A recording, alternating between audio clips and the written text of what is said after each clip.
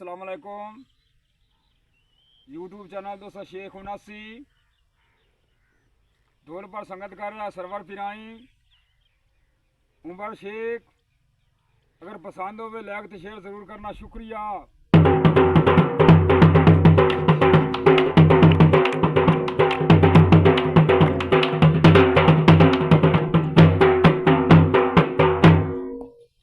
पिछा याद याद सवेली पई आई ते मेरे परियां दे देस दा वासी नित अपना समझ के आ निकलिंदा है तेरी दीद यार उदासी। पता कोई नहीं सी संभालां दा ते नित खाज समझ के खासी। चंगी तोड़ निभाई आई बेदरदा चेते दोसे शेख नूरासी।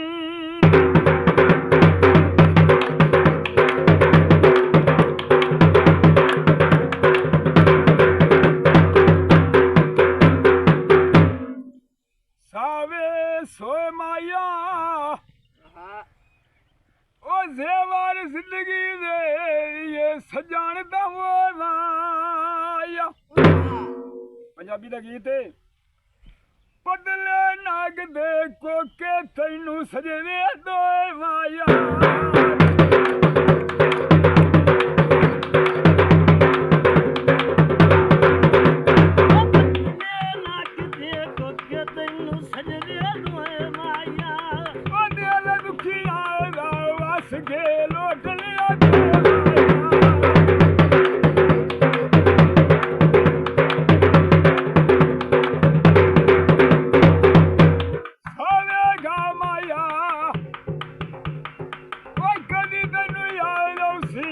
कोई दुनिया ते आवाई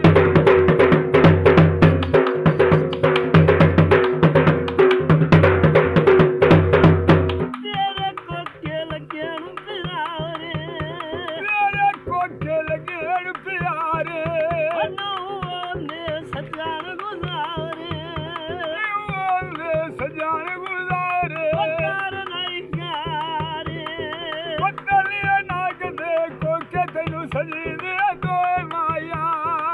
ना पिछे छड़ आई धक्के मरे सनी